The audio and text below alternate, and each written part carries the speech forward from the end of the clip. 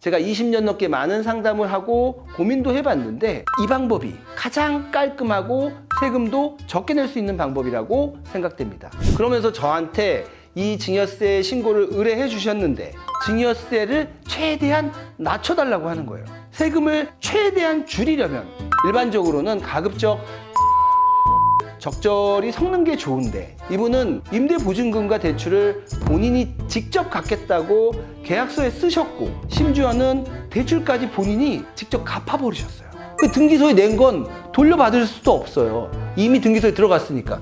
만약 저를 만났다면 21억 정도, 즉 12억 정도 세금을 아낄 수 있었다는 거죠. 절세는 염지훈. 자, 자녀가 집 한 채 갖기를 원하는 분들 많으시죠? 그래서 증여를 많이 생각해 보셨을 겁니다. 저에게도 많은 분들이 증여 상담을 하고 가셨는데 막상 증여를 못 하시는 경우가 많아요. 증여세 부담도 크고 증여받는 자녀가 취득세도 내야 돼갖고 생각보다 부담이 되는 거죠. 그런데 그렇게 망설이다가 부동산 가치는 어떻게 되죠? 점점 더 상승하고 마지막엔 결국 상속세를 50%를 내야 될 수도 있습니다. 자, 좋은 방법이 없을까? 있습니다. 제가 20년 넘게 많은 상담을 하고 고민도 해봤는데 이 방법이 가장 깔끔하고 세금도 적게 낼 수 있는 방법이라고 생각됩니다. 자, 많은 분들이 고민하는 증여세와 취득세를 대폭 줄일 수 있는 좋은 방법을 시원하게 알려드리겠습니다. 안녕하세요. 국세청에서 22년 근무한 해결사 염지훈 세무사입니다. 오늘 또 정말 좋은 정보 알려드릴 테니까 좋아요, 구독 눌러주시고 주변 분들에게 공유해주세요. 약 2달 전에 어떤 어머님이 제게 찾아오셨어요. 본인이 소유한 이 강남구 건물을 딸에게 증여를 했는데 이미 등기 이전까지 완료하셨다고 하더라고요. 그러면서 이 증여 계약서를 저에게 보여주시면서 증여세 신고를 의뢰하셨어요. 이 증여 계약서를 한번 보겠습니다. 증여인은 엄마고 수증인은 딸이에요. 증여 물건은 강남구 삼성동의 모 집원이고요. 그 증여계약서를 살펴봤더니 특약이 있었어요. 임대보증금과 그 채무를 수증인이 아닌 증여인이 앞으로 상환하겠다. 이러한 조건이었고요. 그러면서 저한테 이 증여세 신고를 의뢰해 주셨는데 저한테 뭐라고 하셨냐면 증여세를 최대한 낮춰달라고 하는 거예요. 그런데 통상 부동산을 증여하면서 세금을 최대한 줄이려면 일반적으로는 가급적 부담부 증여를 적절히 섞는 게 좋은데 이분은 임대보증금과 대출을 본인이 직접 갚겠다고 계약서에 쓰셨고 심지어는 대출까지 본인이 직접 갚아버리셨어요. 그래서 당시 그분의 세금 납부 사항을 표로 만들어서 보여드릴게요. 그 내용이 엄마가 딸한테 건물을 증여하면서 그렇죠. 거기에 나오는 뭐 임대보증금이나 뭐 채무 같은 거 네. 그런 거 다 엄마가 다 갚아주겠다 이렇게 되는 거죠. 그렇죠. 그래갖고 이분 마음은 딸한테 최대한 부담을 안 주려고 그런데 또 하나 세금은 최대한 안 내려고 하는 그런 분이셨어요. 이렇게 되면 너무 좋은 거 아니에요?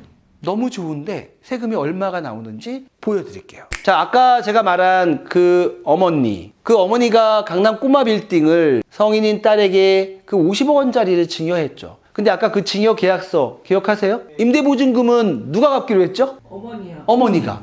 그리고 이 대출은 어머니가 미리 갚았나요? 안 갚았나요? 갚았죠. 즉, 이 보증금 20억하고 5억 원의 대출 이거를 딸한테 하나도 승계하지 않은 거죠. 그러니까 부담이 전혀 없는 그런 증여가 된 거죠. 그래서 이 50억 원에 정말 백지같이 하얀 눈이 그냥 소복히 쌓여있고 아무 발자국도 없는 그런 깨끗한 상태에서 딸한테 50억을 증여하면 그에 따른 증여세가 자그마치 20억이 나오고요.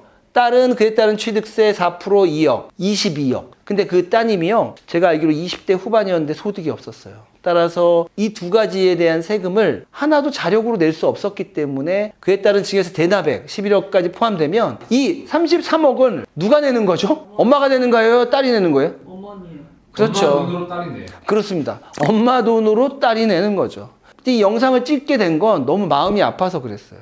50억짜리 건물 주려면 33억이 필요하네요. 그렇죠. 33억을 내는 것도 마음이 아픈데 만약 저를 만났다면 21억 정도, 즉 12억 정도 세금을 아낄 수 있었다는 거죠. 근데 이분이 왜 이렇게 했는지 모르지만 이분은 이 20억 보증금 본인이 갚겠다고 굳이 등기소에 가서 계약서를 써서 그렇게 낸 거죠.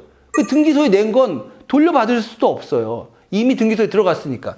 이 대출도 딸한테 넘기면 될 그 대출을 본인이 굳이 갚아버린 거예요. 그래서 이 50억이 증여가 된 거고요. 만약에 20억의 보증금을 딸이 앞으로 갚아 나가도 되잖아요. 보통은 그렇게 우리가 증여를 해요. 그게 바로 부담부 증여고. 5억 원 대출, 딸이 이 다음에 갚으면 되잖아요. 건물 임대에서 받은 소득으로. 만약 그랬다면 엄마가 우측에 양도세를 내고 딸이 좌측에 증여세를 내면, 물론 이 4.6%의 취득세는 딸이 내야 되는데, 그랬을 때 내는 세금 21억 원입니다. 여기서 12억 원이나 차이가 나는 이런 좀 안타까운 사연을 제가 직접 봤는데, 여러분 느낌이 지금 잘 안 오시는 것 같아. 이쪽도 세금이 크고 이쪽도 세금이 너무 크니까 별로 느낌이 안 오시는 것 같은데, 여러분들 건물주가 아니라서 그래요.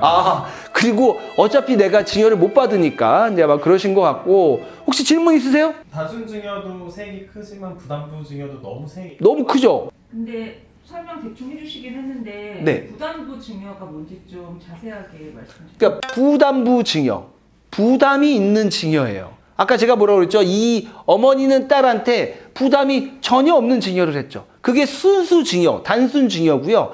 부담이 있는 증여는 건물이 있으면 거기에 임대보증금이 있을 수 있고 대출이 있는데, 그거를 그대로 승계하는 거. 그것도 사실 빚이잖아요. 빚이죠. 그 빚을 그대로 승계하는 그 빚, 그게 부담입니다. 그 부담을 승계하면 엄마는 그 승계시킨 그 부담만큼 양도세를 내고요. 딸은 그만큼 증여가액이 줄어들죠. 그런데 이걸 적절히 섞으면 전체적인 세금이 무조건 낮아진다. 그 엄마가 네. 양도세를 낸다는 게 이해가 안 가는데, 엄마는 이 대출과 보증금을 넘겼기 때문에 양도세법, 소득세법에서는 엄마가 이 20억 원의 보증금과 5억 원의 대출을 넘긴 건 돈을 받아서 갚은 거하고 똑같아요. 엄마 입장에선. 그래서 그 부분이 양도가 되는 거죠. 그 단순 증여할 때 네네. 취득세가 4%고 네. 부담부 증여에서는 4%인 것도 있고 4.6%인 것도 있는데 어떤 네. 차이인 거예요? 이거는 이제 아파트가 아니고 건물인데요. 토지와 건물을 양도로 취득하면, 유상으로 취득하면 4.6% 이렇게 되고요.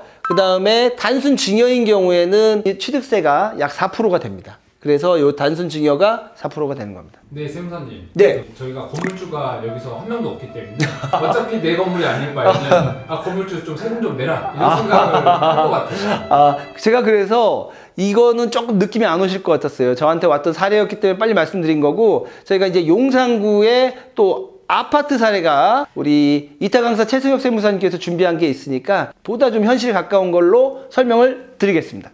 안녕하십니까. 1타 강사를 꿈꾸는 2타 강사 최승혁 세무사입니다. 조금 더 현실적으로 용산구에 있는 아파트를 20억 원 정도 되는데요. 그거를 하나 증여를 해본다고 가정을 해볼게요. 근데 이제 두 가지로 제가 보여드릴 건데, 부모님이 다주택자인 경우, 그 다음에 1세대 1주택자인 경우로 나눠서 보여드릴 거고요. 기본 가정은 보유 15년, 당초 취득가액 4억, 그 다음에 부모가 다주택자, 국민주택 규모 초과, 그 다음에 조정 대상 지역이라고 가정을 하고 한번 말씀드릴게요. 20억 원을 단순히 증여를 한다면, 단순 증여한다는 거는 뭐 임대 보증금이나 이런 거 다 갚고 정리하고 단순 증여를 하신다면 증여공제, 과세표준 19억 5천, 그다음에 세율 40% 적용이 돼서 증여세 6억 2천이고요. 취득세 2억 6천8백, 그 다음에 증여세와 취득세를 대납해주는 부분에 대한 증여세까지 해서 12억 원의 세금이 발생을 합니다. 20억짜리 아파트를 자녀에게 주려면은 12억 현금이 필요하다는 거네요. 그렇습니다. 그럼 나라에서 뺏어가겠다는 거 아닌가요?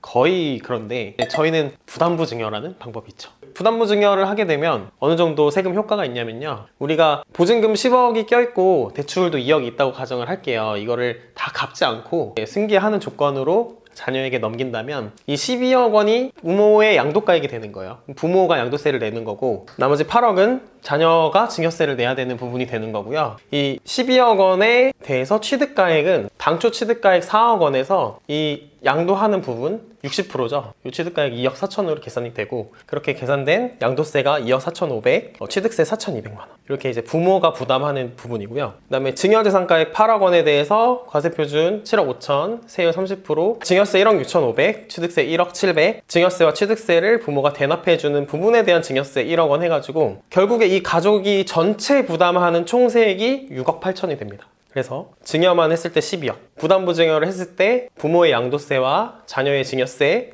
총 부담해서 6억 8천, 거의 절반이 줄죠. 아끼는 세금 5억 5천입니다. 이렇게 다주택자일 경우에는 취득세가 13.4%로 부담이 되는 부분인데요. 이번에 1세대 1주택자일 때 한번 볼게요. 1세대 1주택자는 취득세가 낮아져서 다른 효과가 또 있거든요. 맨 우측 하단에 취득세 3.5%는 누가 내는 거예요? 취득세 3.5% 이 부분은 자녀가 내는 거죠. 자녀가 내는 거죠. 요거는 자녀가 내는 거고요. 요 취득세를 자녀가 내는 건데 증여받는 취득세도 자녀가 내는 거죠. 요런 증여세와 요 취득세를 전부 대납을 해준다고 했을 때 그때 나오는 또 추가 증여세가 1억 원입니다. 아까 상가 건물 증여 취득세가 4%라고 나왔었는데 네. 이번에는 13.4%잖아요. 이건 왜 그렇게 되는 거죠? 이거는 이제 1세대 1주택자가 아닌 우리 지금 부모가 다주택자죠. 증여자가 다주택자이고 그리고 조정대상 지역이라고 아까 했는데 공시 기준가가 3억 원 이상이라면 취득세 중과가 돼요. 그래서 무상 증여로 취득을 하더라도 그런 주택에 대해서는 13.4%의 높은 취득세율이 적용이 됩니다. 너무 큰데요? 너무 크죠? 다주택자는 이게 집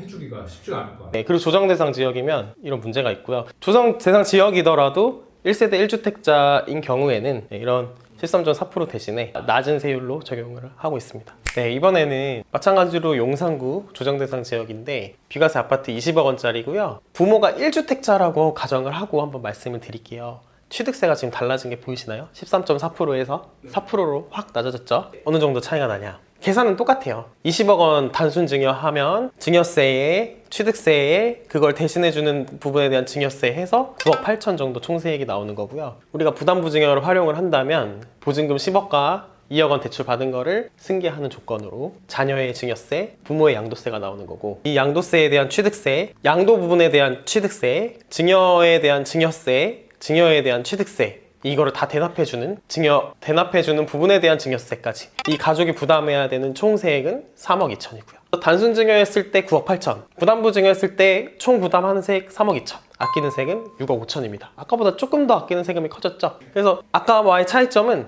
부모가 1세대 1주택자, 그래서 취득세가 조금 달라진다는 거. 이 부분이 포인트라고 할 수 있습니다. 또 질문 있으신가요? 부담부 증여에서 가운데 부분 그 8억 원을 부부가 좀 나눠 가지면 더 세액이 좀 줄어들 것 같아요. 부부가 나눠 가지면요? 네. 당연하죠. 당연히 더 줄어들죠. 딸하고 사이하고 나눠 가지면 나눠 가지면 나누는 거에 따라서 과세 표준이 줄어들고 과세 표준에 따라서 세율이 적용이 되잖아요. 더 낮은 세율을 각각 적용받을 수 있으니까 나눈다면 더 세금이 줄어들 수 있겠죠. 근데 제가 예전에 들었을 때 10년 이내에 부모님이 돌아가시면은 증여를 했던 것들도 다 포함이 돼가지고 상속 재산에 합산된다고 얘기 들었거든요. 그렇죠. 그러면은 저렇게까지 막 머리 써가지고 막 부담부 증여하고 이런 거 소용없는 거 아니에요? 그렇죠. 그렇게 생각하실 수도 있는데 부모님이 10년 이내에 돌아가신다면 요 증여받은 부분은 합산이 되지만 이 양도로 받은 부분은 빠지게 되는 거죠. 그래서 부담부 증여가 여러모로 단순 증여보다는 확실히 유리합니다. 이 양도로 받은 게 뭐 빠진다 그게 어떤 의미예요? 상속 재산에 가산되지 않는다는 의미고요. 우리가 정확하게 말하면 단순 증여 받은 부분이나 부담부 증여로 받은 증여로 취득하는 이 부분 있잖아요. 이 부분은 상속 재산에 가산이 돼서 계산이 되고요. 다만 이때 납부한 증여세는 증여세 공제로 빠지게 되는데 양도로 취득한 부분, 그러니까 우리가 지금 보시면은 여기가 60%고 여기가 40%죠. 여기 60%의 부분에 대해서는 나중에 부모님이 돌아가셨을 때 상속 재산에 가산이 안 된다는 의미입니다. 더 유리합니다. 그래서 부담부 증여가 여러모로 유리합니다. 세액이나 아니면 나중에 상속세를 생각해서라도 더 유리합니다. 최승 세무사님 설명 잘 들었습니다. 제가 봤을 때는 부담부 증여가 무조건 좋아 보이는데 여러분도 부담부 증여가 무조건 좋아 보이지 않나요? 그런데 아까 그 12억 원, 임대보증금 10억 원과 대출 2억 원 따님이 그거를 승계받으면 세무서에서는 그 다음에 또 뭘 할까요? 실사후 관리요. 그렇죠. 조그맣게 말씀하셨는데 이런 신고서가 들어오면 세무서에서는 그 보증금 10억 원과 대출 2억 원에 대해서 이후에 누가 이 돈을 갚는지에 대한 사후 관리를 실시한다. 언제까지? 갚을 때까지. 그렇죠. 근데 그래도 이렇게 부담부 증여를 적절히 섞으면 단순 증여 또는 단순 양도하는 것보다 세금이 다소 줄어들므로 부채 사후 관리를 설령한다 해도 적극 활용해야 됩니다. 그리고 이렇게 부담부 증여를 했다면 부담분에 대해서는 증여자가 양도세 신고를, 증여분에 대해서는 수증자가 증여세 신고를, 증여 등기일이 속하는 월의 말일로부터 3개월 이내에 신고하면 됩니다. 오늘 사님. 네. 그 근데 여기 오른쪽에 있는 건 뭐예요? 이거 우리 국세청 아는 형이 10만을 달성해서 이거 실버 버튼이라고 하더라고요. 그래서 영광스러운 이 실버 버튼을 받게 됐는데요. 함께 해준 우리 문 PD, 최영석, 임수정 모두 감사드립니다. 그리고 무엇보다 우리 항상 함께 해주는 구독자 여러분들께 이 실버 버튼을 공유하고 싶습니다. 감사합니다. 절세는 염지훈. 자, 다음 시간에는 만약에 갑자기 상속이 발생한다면 내야 될 상속세, 그걸 어떻게 마련해야 될지 제가 실천하고 있는 상속세 납부 대책 공유해 보겠습니다. 오늘 또 끝까지 시청해 주셔서 감사합니다.